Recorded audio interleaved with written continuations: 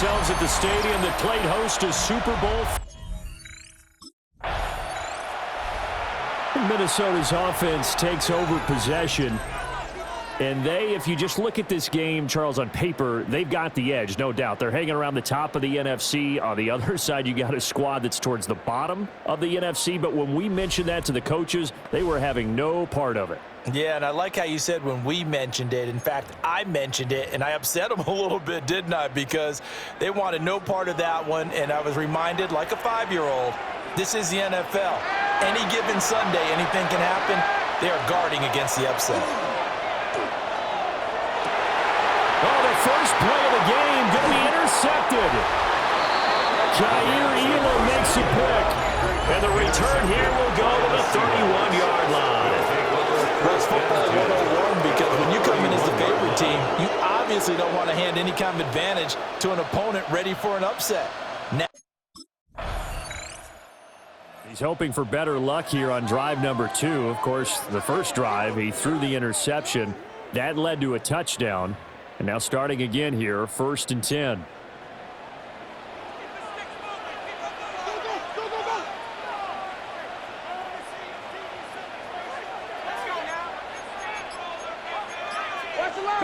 They go back to the air here after the INT on the last drive.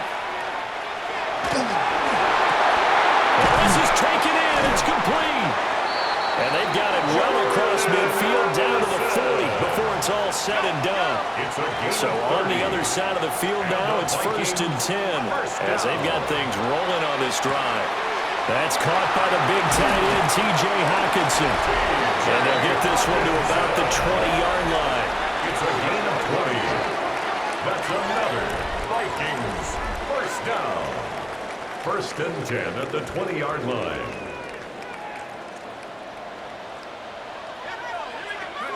Back to throw now on 1st down. Now a run here off the RPO. He'll keep it. And he will reach the 5-yard line before going out of bounds. So 3 plays already 1st and goal, and they are wasting little time. He'll drop to throw. And it's caught in the end zone for the Viking touchdown by Justin Jefferson. Touchdown! A great play there. Their quarterback leading this offense back out. He had the interception on the opening drive, but bounced back to throw a touchdown last time out. And he'll look to build on that as they start 1st and 10. They'll try and start this drive in the air. On the RPO, he'll keep it himself. A throw on the run, but that's going to be incomplete. Now a 2nd and 10. Looking to throw. That is into the hands of Hockenson downfield. And he'll have it past midfield almost to the 40 before being taken down. And the Vikings, they'll look to throw now on 1st down. Complete. Jefferson the target. And he'll be taken down as that will take us to the end of the 1st quarter of play. 10-7 our score after 1 right here on EA Sports. Second quarter now from Minnesota. It's the Vikings in possession of the football. Now a play fake here on 1st down. That's going to be caught. Touchdown, Vikings. Justin Jefferson with career touchdown number. Their quarterback in this offense heading back out to the field. He's thrown touchdown passes on his last 2 drives as he begins here, 1st and 10.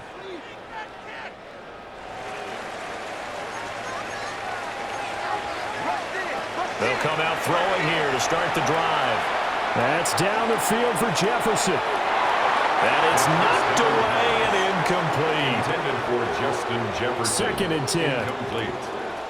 He was covered by Kaiir Elam. Now back to throw. Now he's going to step up and run. This is caught by Addison. And he'll go out near midfield at the 49. It's a gain of 22 yards. And the Vikings Now on first down, he'll drop to throw it. He'll take a shot for the end zone. And he knocks the ball away, and it falls incomplete. Intended for Jordan Addison. So now 2nd and 10 after the incompletion on first down. On the coverage.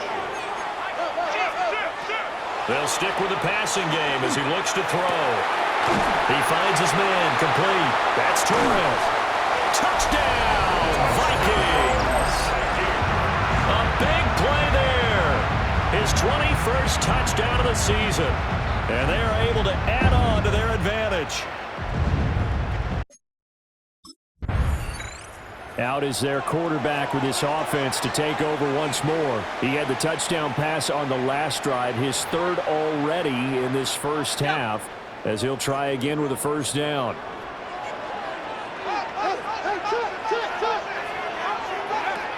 Back to throw. Well, he tries to force it in, and it's intercepted. Julian Love picks it. And the Seahawks are going to take over once again at their own 37-yard line. They'll take over 1st and 10 at their own 37-yard line.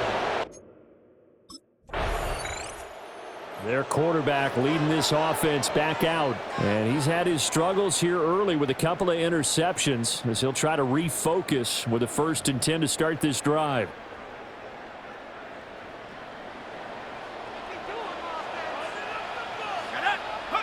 Trying to shake off the interception. He'll look to throw. This one caught. It's the tight end, Hockenson. And he'll be taken down, but not before they reach the 50. So they take a decent shot, CD, and the flag comes out for pass interference. Yeah, a little DPI, as they like to call it in the business, right? And the farther you get downfield, the more frenetic things get, and the more calm and control you have to remain as a defender. That was a little bit of a slip there, and the penalty will go against him. He'll try again with the arm here on 2nd down. Now he'll tuck this and run.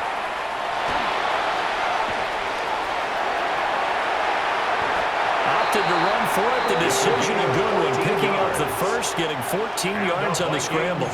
First down. 1st and 10. On first down, he'll drop to throw. And nowhere to fit that football in. It's knocked away and incomplete. So 2nd down and 10. Once again, they'll go from the 40. At the 40-yard line. Now they'll throw here out of the gun. And that is incomplete. The partner, this offense 12-0 now on the year following their latest victory. And during the week, a lot of folks making comparisons between this squad and the 1985 Bears. You know, they too were 12-0 at this juncture of the season before losing on a Monday night 38-24 to the Dolphins at the Orange Bowl way back on December 2nd of '85. But then they'd never lose again en route to winning Super Bowl 20. And when you look back on it, partner, didn't it almost feel like a setup game? Because they were playing the Dolphins, and the Dolphins were protecting their franchise.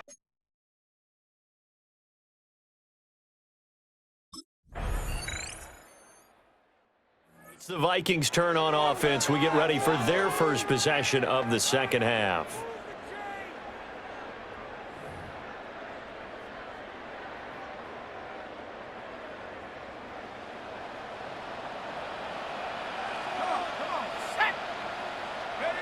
They'll come out throwing here on first down. Well, he was hit as he threw it there, and that one winds up incomplete. Well, after watching him ring the bell that many times and put the ball in the end zone throwing it, you had to figure they had to bring some type of pressure. They had to change things up on defense. And able to get to him, put him on the ground, so maybe just something to throw him off a little bit. Yeah, that had to feel a lot better for the defensive guys. They've been getting carved up in this one. To finally knock him on the ground and force an incompletion. And he's going to be intercepted a 3rd time. Picked off by Ernest Jones.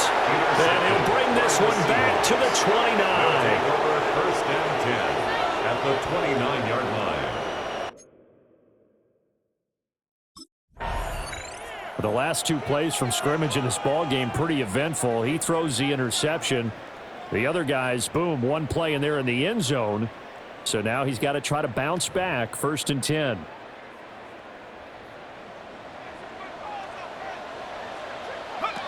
They'll look look to throw here on first down. And that one drops down, incomplete. Good coverage there, forced the ball free, and it's second down. Incomplete. He'll look to throw. Now a run here off the RPO. He'll keep it. And this one too low. So back-to-back incompletions, and that has him staring at a 3rd and 10. They'll look to throw. Pass taken in by his big tight end. And he takes this one down almost all the way to the 30. A gain of 39 yards. And the Vikings, first down. So from Seahawk territory now, it's 1st and 10, down at the 31. They'll look to throw again. And that is incomplete. Oh, the coverage a little too good there, and it's second down. Incomplete. Brings up 2nd and 10. Back to throw again. And his pass is intercepted for the 4th time today. Picked by Julian Love. And the Seahawks are going to take over at their own 30-yard line. 1st and 10 at their own 30.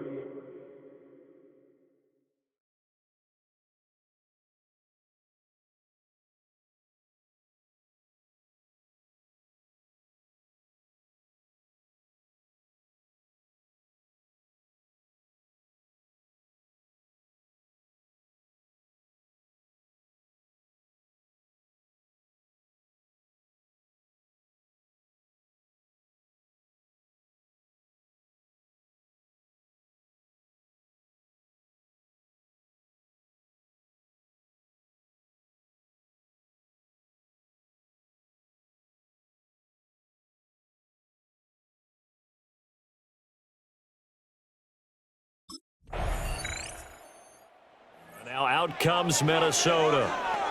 Right now clinging to a 1-score lead, Charles, and I think operating within that 4-minute offense with a little less than 4 minutes to go applies here, right? It certainly does, and that means the playbook is still wide open. But you are a little bit more careful about what you're calling. You want plays, they're going to gain yardage, how would you say it, consistently, right? You don't need the big shots downfield, but make sure the clock continues to run. Pile up the first downs. And the goal, end the game with your quarterback kneeling down at the end, and you still have the lead.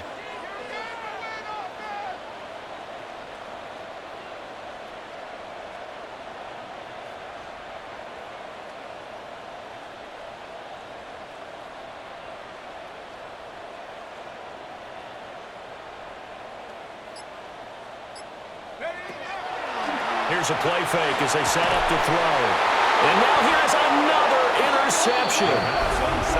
Picked off by Devin Witherspoon. I think you and I were a little surprised back earlier in the game when he threw his. Now the Vikings now heading onto the field. Their defense forced the turnover on downs. They've got the lead. They're in good shape, but can't go into a shell here, right? Still got to be careful. Yeah, because they're still a long way away from kneel down time. So they've got to work on getting first downs, keep the sticks moving, right? Keep the clock going. And above all, ball security. Don't turn it over. And a penalty flag comes in as that one winds up incomplete, but the contact is going to move the ball well downfield. Automatic first down.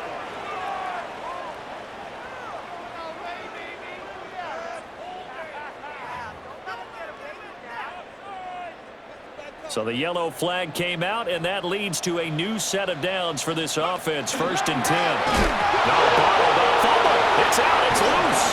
And the Seahawks have picked it up. And his crew will take over with a football at the 35-yard line. Recovered by the Seahawks. Minnesota's offense takes over possession. They need to get this around the 40 to have a chance to win it in regulation. From the 40, it's a 57-yard field goal, so that gives you a gauge. And all they're trying to do now is pick up yardage in good chunks and get out of bounds to stop the clock. If they end up running a play and get tackled in bounds, they're worried the clock may run out on them and finish the game. And they'll have to be careful how they handle this. It's a gain of 9. 2nd and 1. 2nd and a yard. Pass complete. It's Hockenson. The Vikings going to signal for the first of their timeouts as they get it with under a minute to go now in the football game. They'll set up to throw. He gets it to Addison. Now the Seahawks going to use the first of their timeouts as the clock shows 50 seconds to play here in quarter number 4.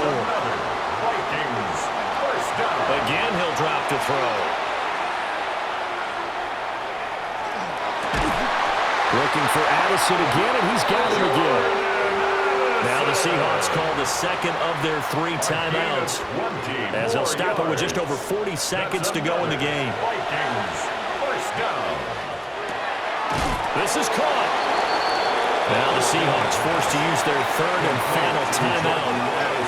And as the two teams talk it over on their respective sidelines, we take a break. And that's going to be caught. Touchdown. And they've broken our tie here in the final minute.